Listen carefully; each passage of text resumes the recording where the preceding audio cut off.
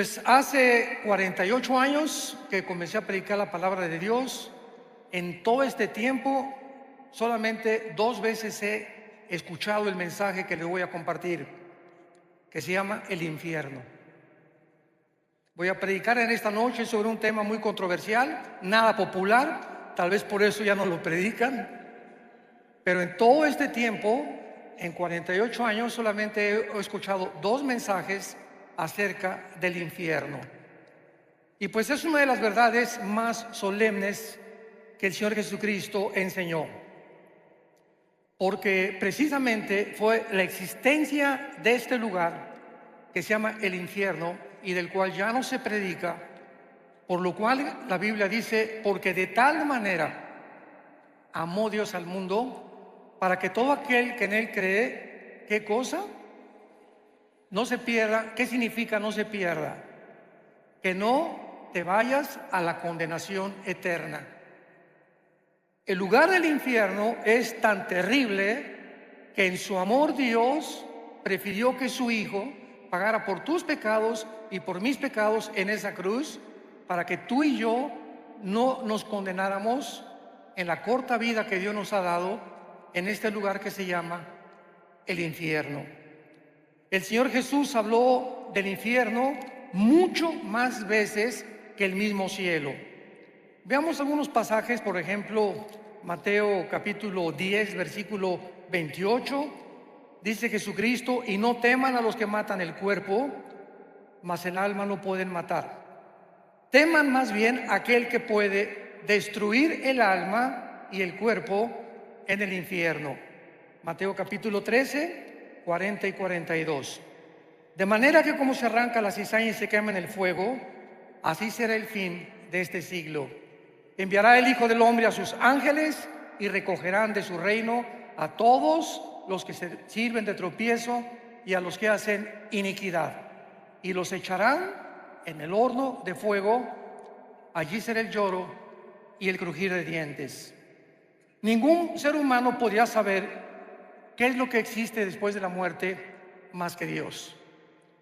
Tú puedes consultar a brujos, puedes consultar a gurús, puedes consultar a chamanes, a Walter Mercado, a astrólogos, etcétera, etcétera. No hay una sola persona, ni un solo libro en los millones de volúmenes de literatura que existe en las librerías que te puedan decir qué hay después de la muerte. Todos son hipótesis, especulaciones, ¿verdad? Que ideas de los seres humanos, pero ¿quién puede decirnos realmente a dónde te vas a ir tú y a dónde me voy a ir yo cuando tú mueras? ¿Cuántos de nosotros vamos a morir en paz, sabiendo que vamos a atravesar un túnel nada más y que nos va a estar esperando los ángeles y la persona de Jesucristo? ¿Y cuántos de ustedes en esta noche que nos escuchan, cuando tú mueras, vas a abrir los ojos a la otra vida y te vas a llenar de terror y de arrepentimiento tardío, porque ya no habrá ninguna otra oportunidad en toda la eternidad para tu salvación? Dios nos ha dado una sola vez, 60, 70, 80, 85, algunos de una forma milagrosa llegan a los 100, 102, 3 años, para que podamos atravesar como peregrinos y oír la voz que en esta noche el Espíritu Santo te quiere hablar. Veamos nosotros que esta es una de las realidades más terribles de la existencia humana, y es que el Señor Jesucristo enseñó, como lo acabamos de leer, que hay un lugar, existe un lugar donde las almas de los condenados vivirán atormentados por un fuego que casi nunca se va a apagar. Después hablaremos de la duración del infierno. Vayamos a la primera carta a los Corintios y vamos a comenzar estudiando, en primer lugar, para que entendamos el infierno, cuántas criaturas ha creado Dios y el destino de cada una de las criaturas que Dios ha creado. Esto es muy profundo y muy interesante para la comprensión de nuestra conferencia. Dice 1 Corintios 15, versículo 39. No toda carne es la misma carne.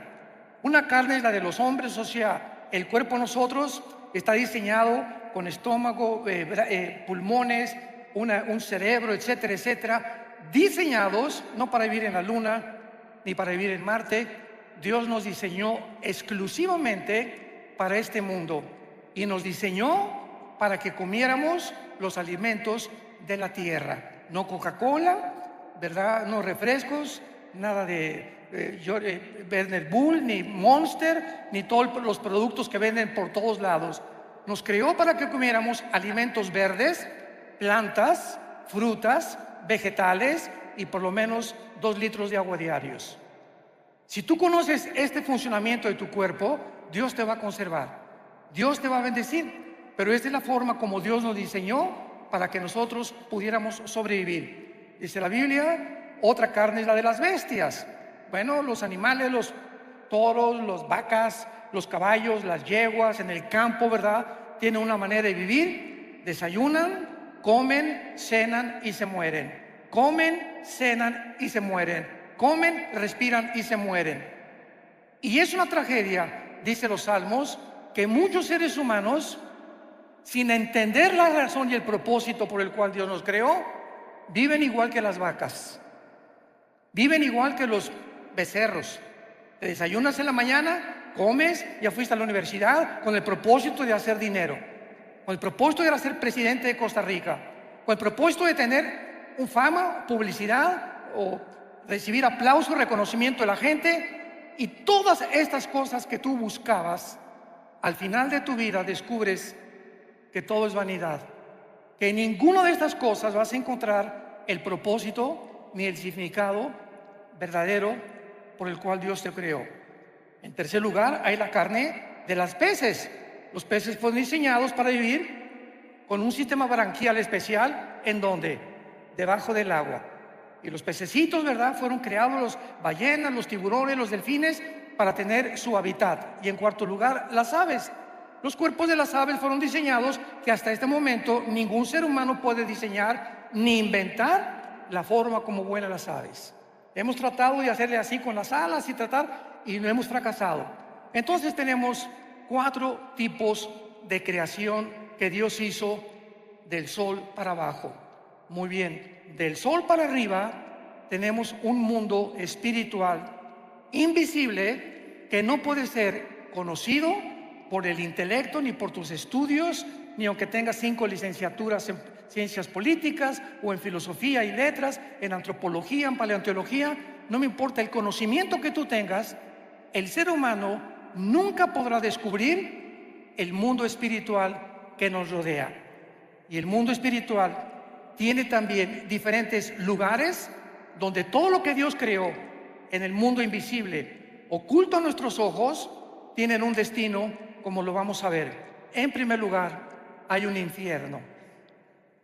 El infierno es un lugar donde las almas, o tu alma, Dios quiera que no en esta noche, que si tú mueres y sales por esa puerta sin arrepentirte de tus pecados, sin saber que es la última oportunidad que tal vez Dios te ha dado en esta noche para recibir a Jesucristo, si tú mueres un accidente de tráfico, un cáncer inesperado, una embolia cerebral, una bala perdida, nadie sabe exactamente el momento en que vamos a morir.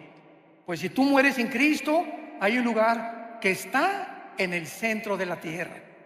El centro de la tierra, lo vamos a ver a continuación, está todavía el infierno. Y en este lugar no van los demonios, no van los ángeles caídos, no va ninguna otra criatura más que los espíritus de los seres humanos. Dios diseñó el infierno únicamente para que ahí bajen las almas de los espíritus humanos que en la vida rechazaron el conocimiento y la verdad del Evangelio de la gracia de Dios. En segundo lugar, tenemos otro lugar que se llama el abismo. El abismo es el lugar de los demonios. En el abismo hay demonios y existen también ángeles caídos. Por ejemplo, dice en Apocalipsis capítulo 9, versículo 11, que el ángel del abismo es el jefe de los demonios, que se llama el destructor, o que se le llama también, ¿verdad?, Apolión, que significa el que destruye. Entonces, el abismo es para los demonios. Cuando Cristo sacó demonios, ¿se acuerdan ustedes? Le decían a Jesús: por favor, no nos envíes al abismo. ¿Por qué? Porque tenían miedo de ser encarcelados en este lugar. Entonces, en el abismo no hay espíritus humanos, en el infierno no hay demonios. El infierno es para los seres humanos, el abismo es para los demonios y los ángeles caídos. En tercer lugar, la Biblia menciona otra prisión invisible que se llama prisiones eternas de oscuridad. Judas, versículo 6, que en este lugar se encuentra un grupo demasiado malo, maligno, de ángeles caídos. Una vez que los ángeles rechazaron a Dios, hubo otro tiempo en Génesis capítulo 6 que se mezclaron con las mujeres humanas y produjeron gigantes de casi 4 o 5 metros de altura, con 12 dedos en las manos, 12 dedos en los pies, y esta raza de gigantes se llamaron los Nefilim, que significa los caídos, porque se refiere a los ángeles que realmente eran los hijos de Dios que bajaron a mezclarse y a corromper la genética humana para impedir que naciera el Mesías. Cuando Satanás oyó Génesis 3:15, de tu semilla, mujer, vendrá el Mesías, y de la semilla de Satanás vendrá el que hará tropezar al Mesías, Satanás, al escuchar esto, de ahí en adelante planeó cuidadosamente, de una forma, con una sabiduría impresionante, que no naciera el Mesías. Y así vino el primer ataque en Génesis capítulo 6, impidiendo y corrompiendo la genética humana. Más adelante ya sabemos, ¿verdad?, de qué forma continuó con estos ataques cuando nació Moisés, por ejemplo. El faraón mandó matar a todos los niños para que no naciera. Dijo Satanás, a lo mejor por ahí viene la línea genética del Mesías. Después, cuando nació Jesucristo, vinieron los reyes del oriente y le dijeron a Herodes, ¿dónde está el rey de los judíos? Mandaron matar a todos los niños menores de 2 años. Y así encontramos en la Biblia el ataque satánico para impedir que naciera el Mesías. Y luego tenemos en cuarto lugar el lago de fuego. El lago de fuego es el lugar donde todos absolutamente, Satanás, el falso profeta, los ángeles caídos y los seres humanos pasarán la eternidad cuando hayan rechazado completamente el plan de Dios, principalmente los seres humanos. Ahora, muy bien, muchas personas dicen, Dios no puede ser tan malo de mandar a todos al infierno. Una vez una viejita me dijo eso. Mire, pastor, yo no creo que Dios sea tan malo de mandar a nadie al infierno. Yo le contesté y le dije, amén, doña Chole, usted tiene toda la razón. Dios nunca manda a nadie al infierno. Ellos se van solitos. Porque de tal manera amó Dios al mundo que nos dio a su Hijo unigénito. Entonces las personas que se van al infierno no las mandó Dios. ¿Tú lo vas a escoger esta noche? O sea, ¿no te agrada estar en la iglesia? ¿No te agrada estar con los santos? ¿No te agrada purificar tu vida? No hay ningún problema. En el cielo no tendrías cabida. Entonces nosotros somos los que decidimos, como les dijo en Deuteronomio 11, Dios al pueblo de Israel. He aquí les pongo la bendición y la maldición. Tú escoge. La bendición si me escuchas, si oí mis mandamientos, si realmente permaneces en mi palabra, y la maldición y la condenación si me rechazas. Eso no le dijo Dios a los caballos, ni a los orangutanes, ni a los chimpancés, ni a chita, ¿verdad? Dios está hablando a seres humanos como tú y como yo, a ángeles que nos creó con una conciencia de la eternidad. Dice Eclesiastés 3:11, Salomón, porque Dios lo hizo todo precioso en su tiempo, sin que el hombre alcance a comprender la obra de Dios de principio hasta el final. Entonces es importante que esta mente que Dios nos ha dado, donde hay inteligencia, conocimiento, percepción de la realidad y la conciencia de un mundo espiritual, que el Espíritu Santo al entrar a nuestra vida nos despierta para que podamos entender que no somos animales, que tú eres un ser responsable moralmente y que tus decisiones que tú hagas van a tener consecuencias para bien o para mal. Una vez llegó una muchacha a pedirnos consejería a mi esposa y a mí y nos dijo, tengo 16 años y voy a ser mamá. Tengo un bebé en mi vientre. ¿Qué me aconsejan ustedes?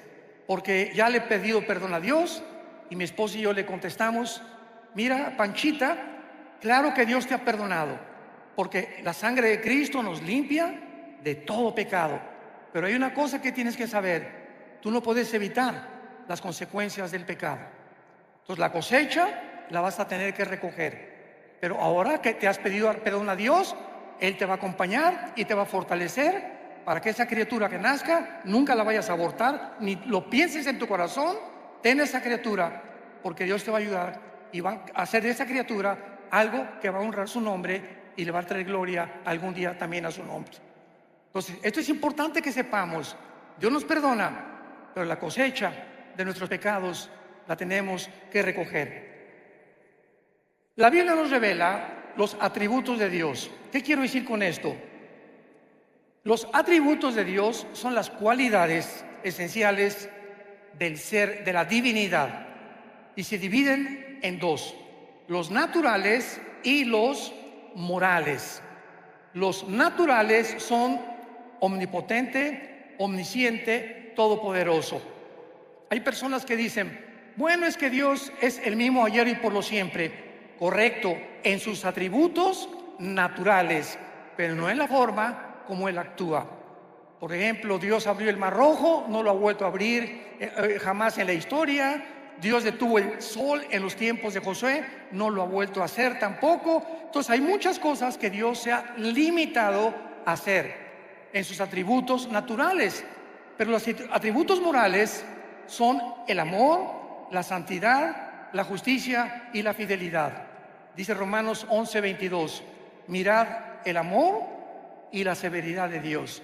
Dios no es un Dios, un monstruo que simplemente no puede castigar.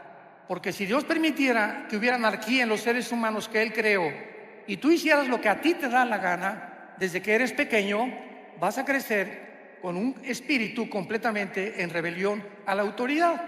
Desde que nacemos, los niños, y la mamá, y poco a poco vamos educando al niño para que el niño no se desboque, para que no haga lo que quiera, para que cuando aparezca pirinol en el suelo y como berrinche, mi juguetito, te levantas y pau, pau, pau de vez en cuando necesitan, porque el niño tiene que crecer con autoridad y con amor también. Entonces, el mismo amor que yo abrazo a mi nieto y lo beso, el mismo amor se lo demuestro cuando sus papás le hacen pau, pau, pau. Entonces, el amor y la disciplina forman el carácter. Un muchacho que crece sin educación, en rebelión a sus padres, en rebelión a la policía, en rebelión a la autoridad, va a acabar en una cárcel, tarde o temprano. Van a acabar o como en cárceles o en grupos terroristas, ¿verdad? O en cárteles de las drogas, simplemente porque en su desarrollo no tuvieron la formación de su carácter. Vivieron siempre haciendo lo que les da la gana. ¿Y sabes algo? No podemos vivir así. Entonces, los que han vivido de esta manera y han muerto en su vida, van a tener que pagar en la otra vida sus consecuencias. Ahora bien, veamos en tercer lugar algo también que es muy importante, que es lo siguiente. Muchas personas dicen que el infierno se encuentra en esta vida, o que acaba en la tumba, ya se acabó todo. Sin embargo, la única persona que tiene la autoridad para hablarnos acerca de la otra vida se llama Jesucristo.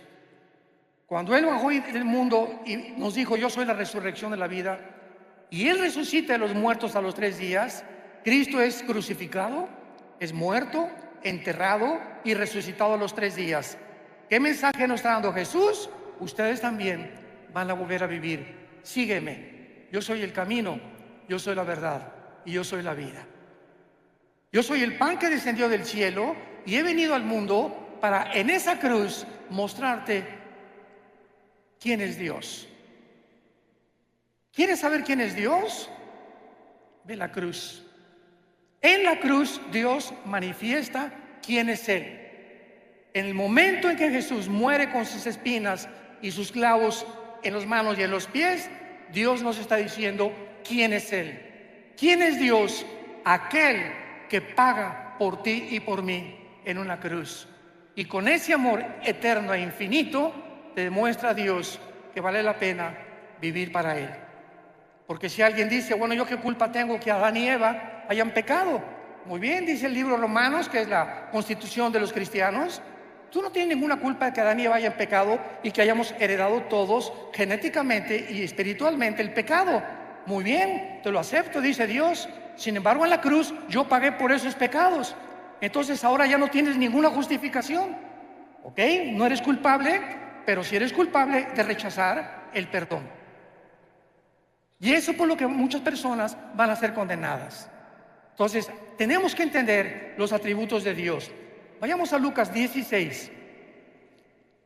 Ojalá que todos hayan traído su Biblia. Los que no trajeron Biblia, siéntense con un cristiano.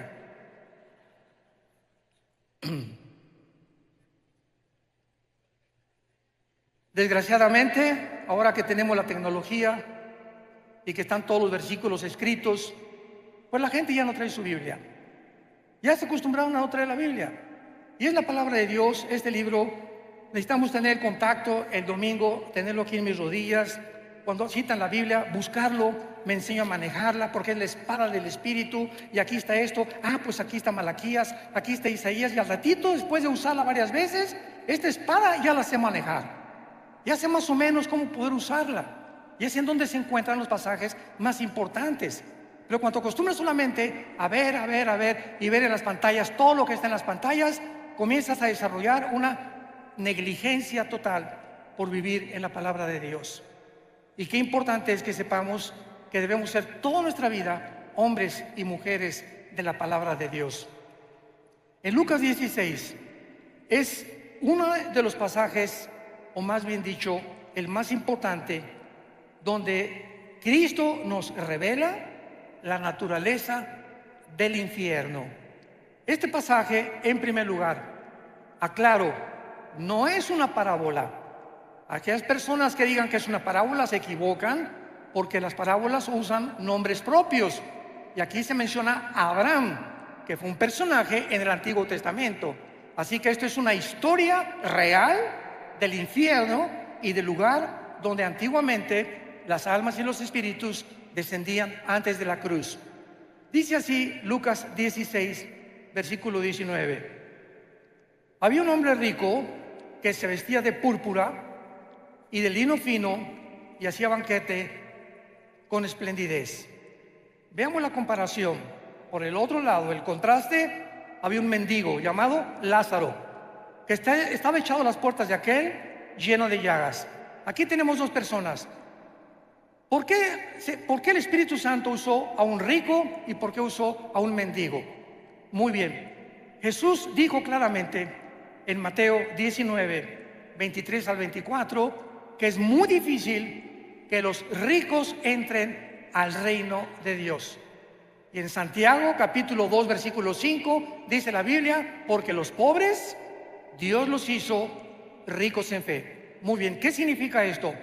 No significa que el que tú tengas dinero te va a condenar. Significa que regular y generalmente las personas que alcanzan muchas riquezas, llega un momento en que no sienten la necesidad de Dios.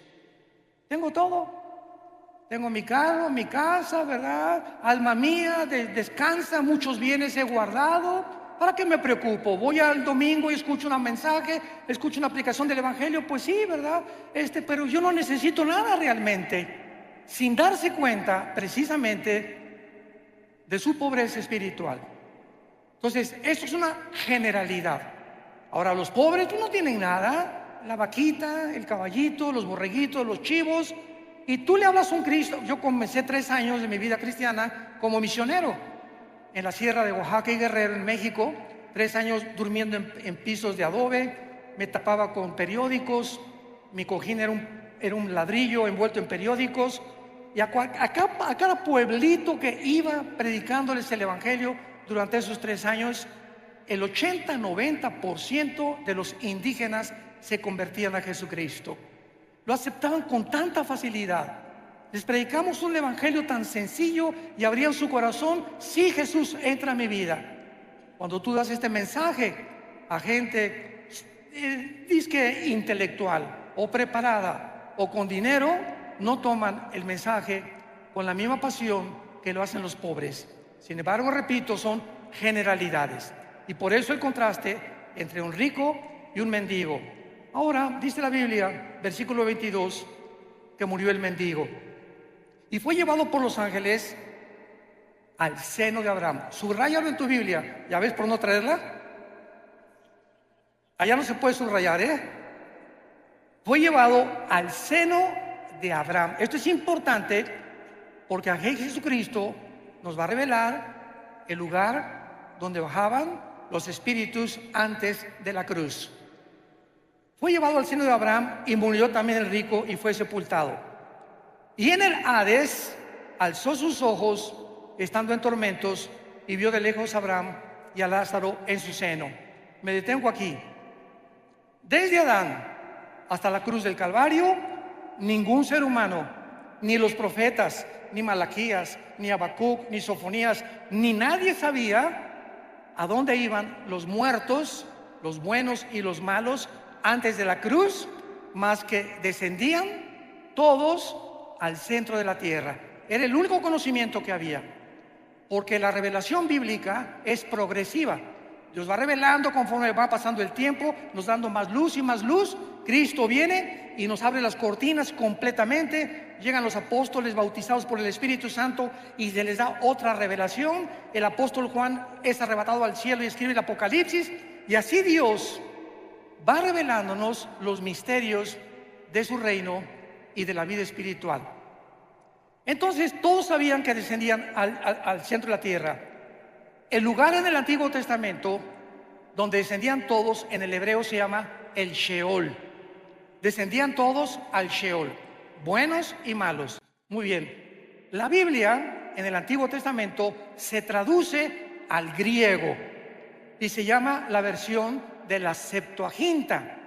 Entonces, en la traducción del hebreo al griego, la palabra Sheol es una transliteración y se usó la palabra Hades con H, Hades.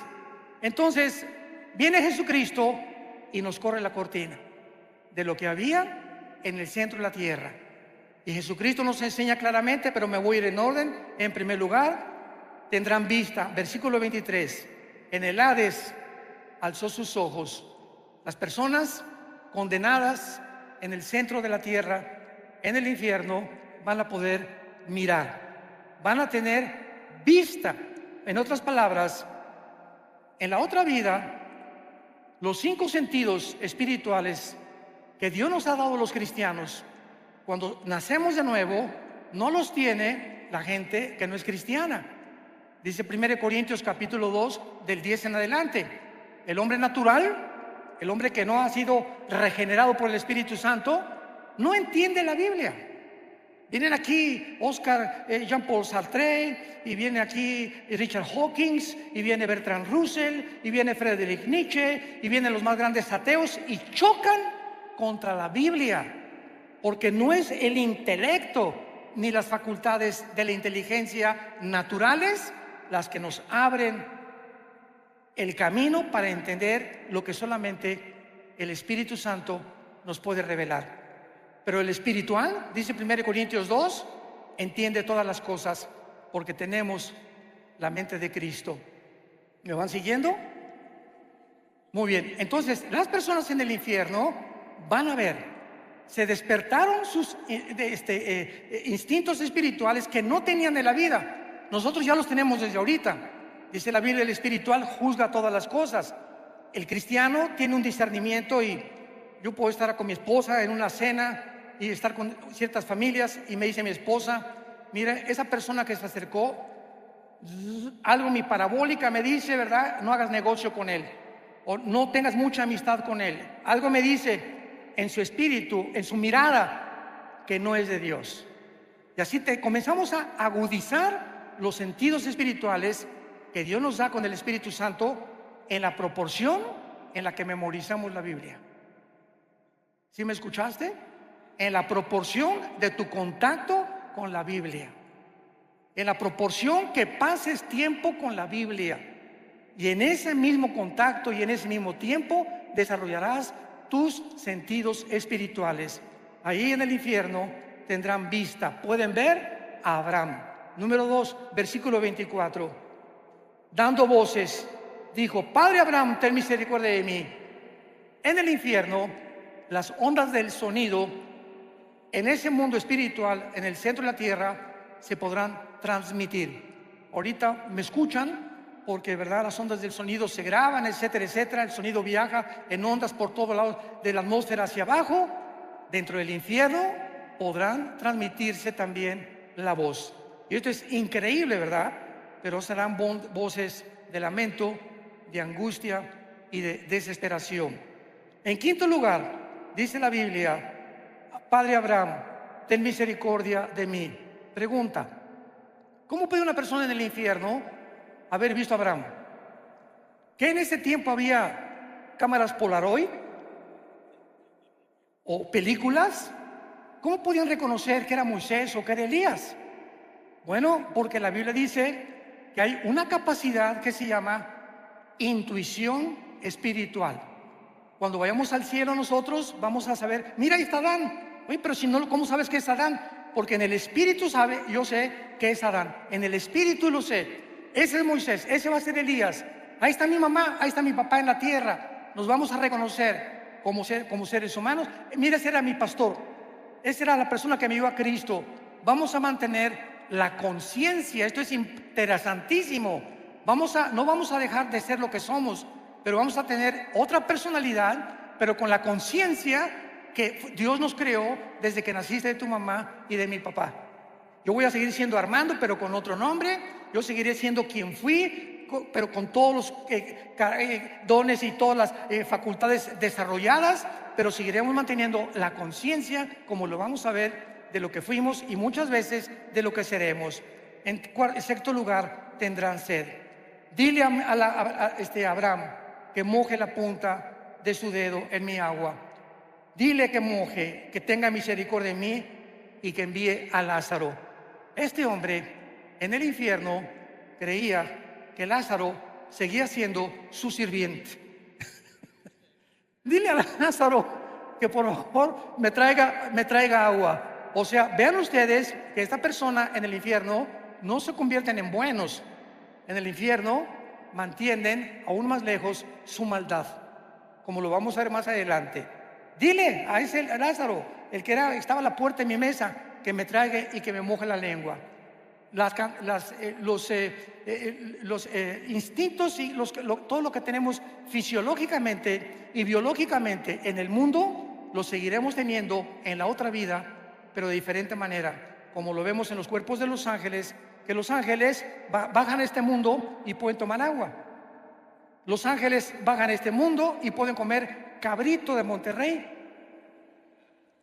No de Costa Rica, tal vez café Brit de Costa Rica. Pero en Génesis 18 bajó Dios el Padre bajó al mundo y caminó y se acercó a Abraham, Dios el Padre, acompañado de dos ángeles. Y cuando los vio Sara, ¿se acuerdan? Génesis 18, les hizo cabrito. Y quién sabe qué atole les dio también. Pero se lo comieron.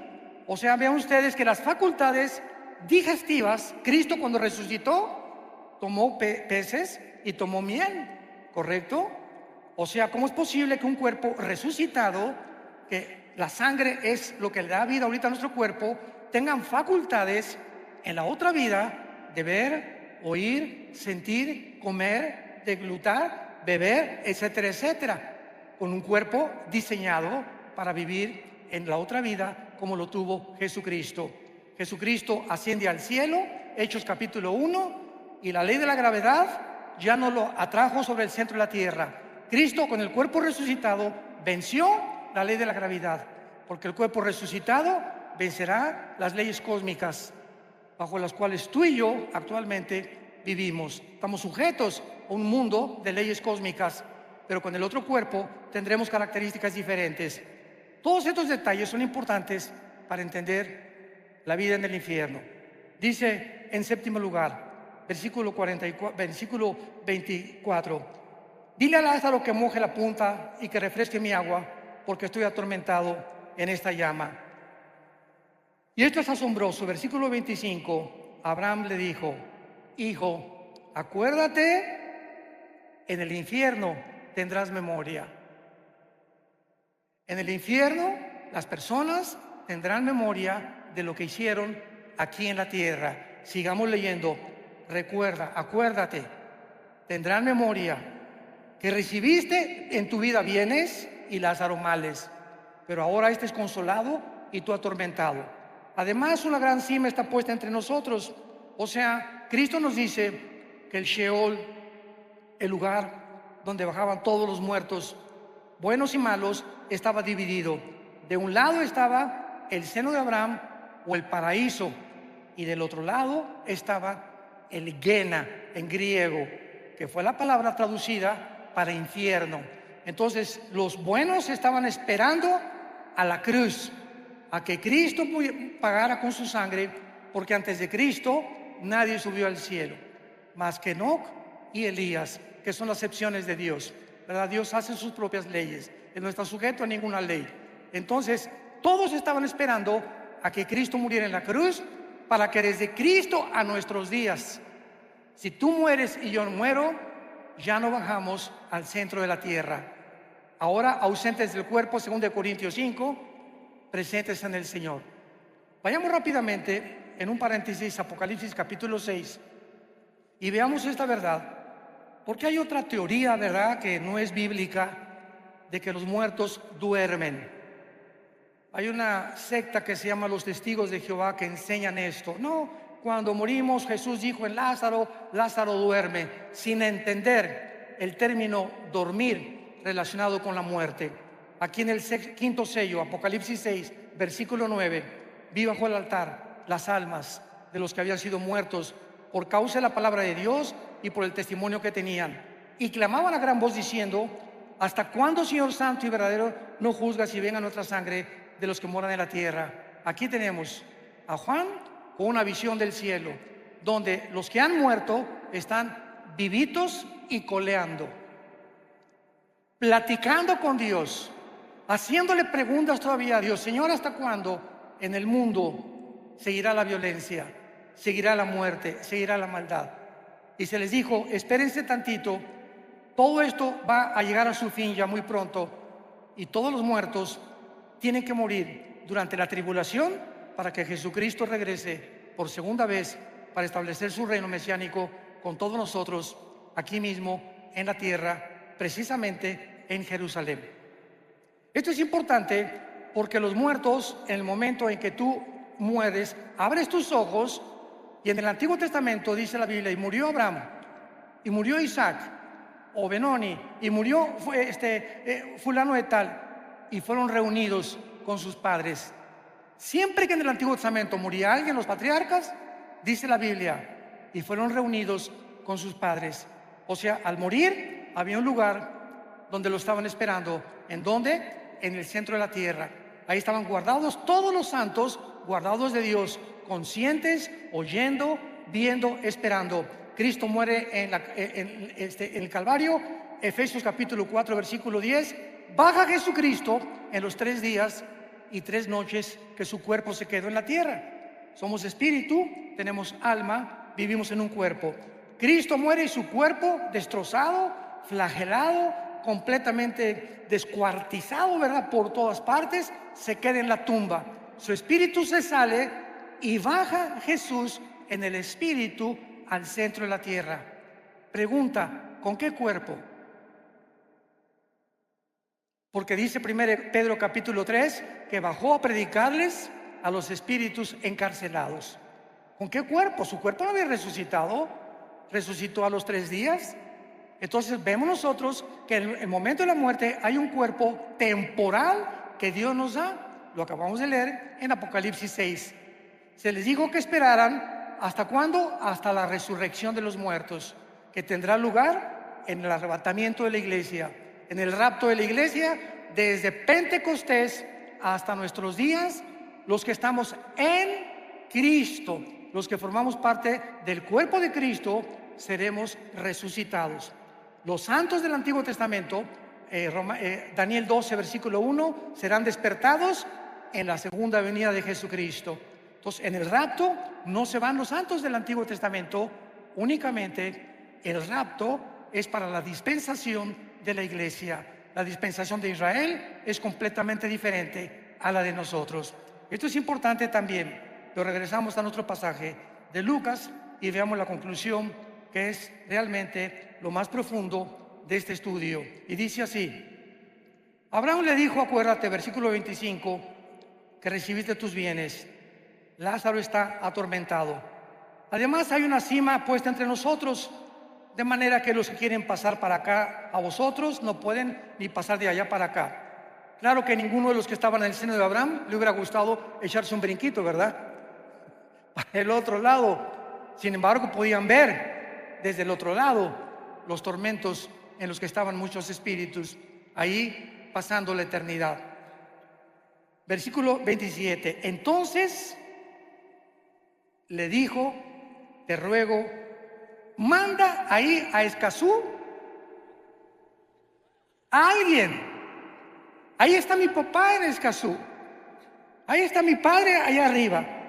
Porque tengo 5 hermanos para que les testifique, a fin de que no vengan ellos a este lugar. ¿Qué era la petición de esta persona atormentada en el infierno? Estaba consciente que no quería, aun cuando él estaba pagando, que su familia acabara igual que en él. Ve y dígale a mi esposo, dígale a mi esposa, a mis hijos, que por favor crean el evangelio. Pero no le dijo eso, sino que alguien fuera, mándales un ángel, y en la noche que un ángel le jale los piecitos a mi papá. Soy un ángel, arrepiéntete de tus pecados. O un milagro que suceda para que puedan evitar bajar al infierno. Abraham le contestó: a Moisés y a los profetas tienen, óiganlos. Entonces él dijo otra vez: no, padre Abraham, pero si alguno fuere a ellos de entre los muertos, se arrepentirán. O sea, manda a alguien que realmente les cause un milagro para que se arrepientan y no bajen al infierno. Y Abraham le dijo: si no oyen a Moisés y a los profetas, tampoco se persuadirán, aunque alguno se levante de los muertos. Damas y caballeros, en el Antiguo Testamento Dios abrió el Mar Rojo, hizo milagros con Elías, hizo milagros con Moisés, hizo milagros con Eliseo y no se arrepintieron. Cristo hizo el más grande de todos los milagros. Resucitó a Lázaro entre los muertos, un hombre que tenía 3 días donde ya la sangre se había completamente descompuesto, donde ya no había circulación de oxígeno neurológicamente en el cerebro, un hombre que había dejado de latir su corazón, un hombre que tenía 3 días y que aparte hedía, ya comenzaba a pestar. Y Jesús le dice a esa persona acostada en la tumba: su espíritu de Lázaro subió, no oyó al cielo, tal vez anduvo el espíritu por ahí dando las vueltas, y cuando oyó: Lázaro, ven, levántate, es el espíritu el que da vida. El espíritu de Lázaro volvió a entrar al cuerpo de Lázaro, entró al cuerpo de Lázaro, y el Espíritu Santo restauró completamente la circulación de la sangre, de los ojos, de los oídos, y Lázaro salió de la tumba. ¿Qué más milagro puede haber que eso? Sin embargo, en Juan capítulo 11, el día que Cristo resucita a Lázaro es el día que planean los fariseos matarlo. Aunque alguien les haga el milagro que sea, si no creen, la Biblia es por el oír o por ver. La Biblia es por el oír, y el oír por la palabra de Dios. Yo puedo ver ahorita un paralítico y Dios sigue haciendo milagros, porque Dios es bueno y Dios es maravilloso. Y hay personas que me han dicho: si yo veo un paralítico ahorita levantarse, voy a creer. Y le contesto: ¿cuántos días vas a creer? En ese momento vas a ser impactado. No, pues sí es cierto, sí es cierto. A los 4 o 5 días vas a seguir igual, porque no fuiste regenerado por el Espíritu. Creíste un milagro, pero no fuiste regenerado por oír la palabra de Dios. Y fuimos renacidos, 1 de Pedro capítulo 2, fuimos vueltos a nacer por la palabra de Dios que vive y permanece para siempre.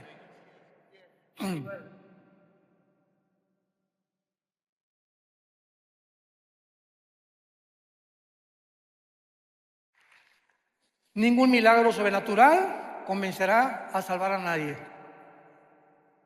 La salvación proviene de ver y no por el oír, o por el oír y no por ver. Un milagro puede asombrar, repito, causar sorpresa, admiración por algunos momentos, pero no cambia el corazón humano.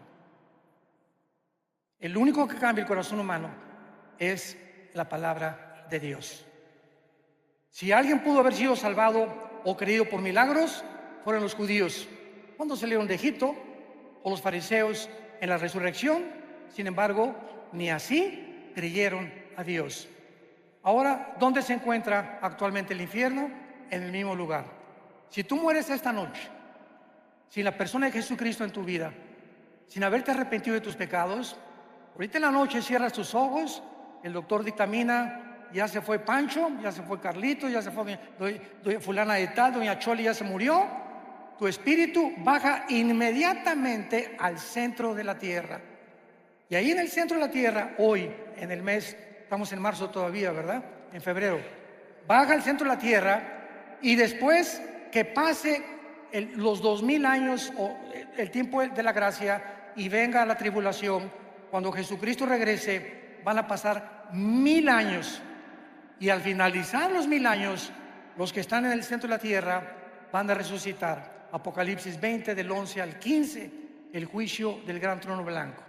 Van a resucitar todos los que están en el infierno, los libros se van a abrir y Dios te va a decir: Carlitos, ven para acá, doña Panchita, venga para acá, doña Chole, venga para acá. Voy a demostrarle a todos los ángeles y a toda la creación que yo no te quiero enviar al infierno.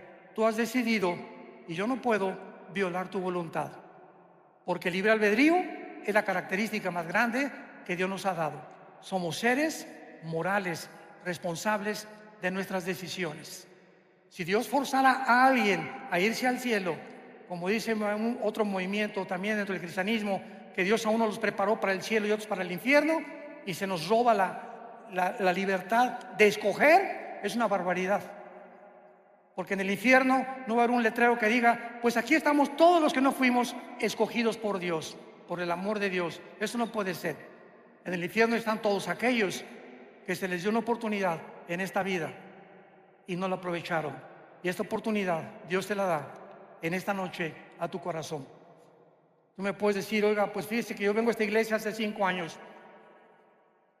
Las iglesias están llenas de personas no salvadas, llenas de personas que nunca se han arrepentido. Y el arrepentimiento ya no se predica tampoco.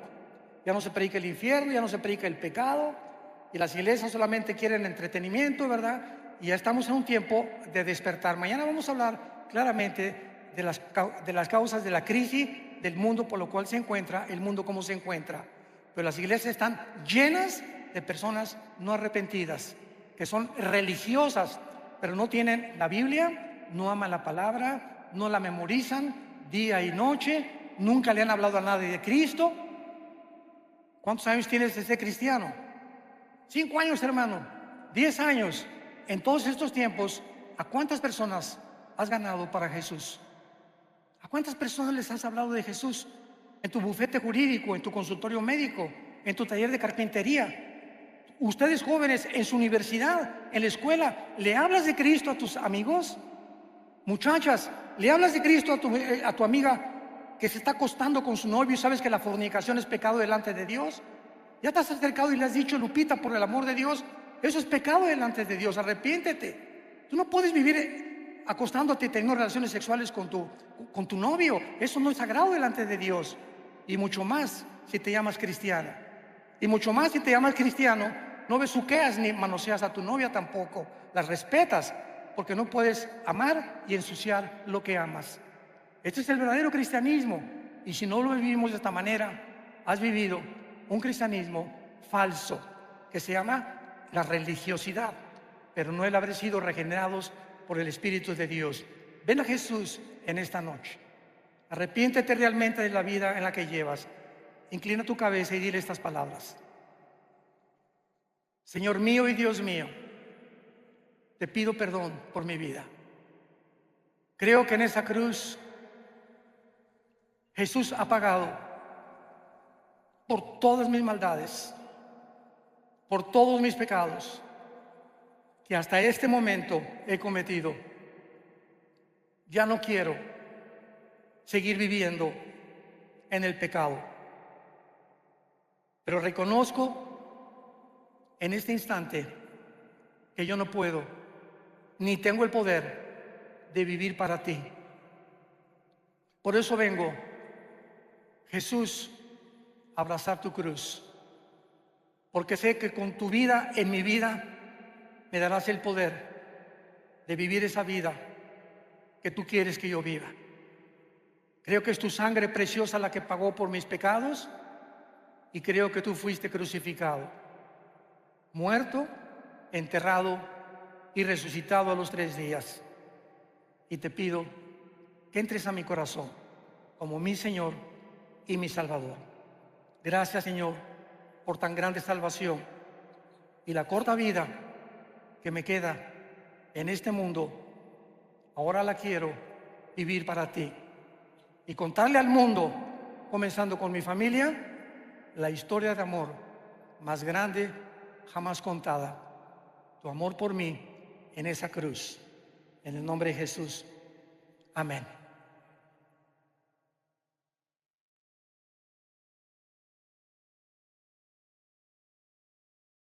Hola, ¿qué tal? Me da mucho gusto saludarles y quisiera simplemente comunicarles que gracias a todos ustedes a través de todas las naciones del mundo que aman la palabra de Dios y que realmente están interesados en que nosotros como organización Vida Nueva para el Mundo y Armando Alducin Ministries continuemos predicando el Evangelio de la Gracia de Jesucristo y que podamos nosotros continuar haciéndolo gracias a sus donaciones.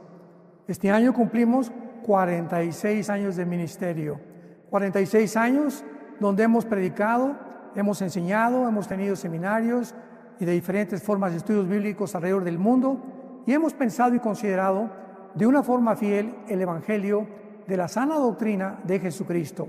Nosotros, con todas estas donaciones, tenemos que sostener pastores, misioneros, obras, equipos de televisión y aún continuamos buscando la manera de poder elevar este ministerio. Hasta este momento quiero que ustedes estén enterados que no tenemos una sola propiedad como organización y así hemos trabajado durante 46 años porque le damos la importancia a la evangelización, a las misiones y también a los hombres de Dios para levantar más pastores.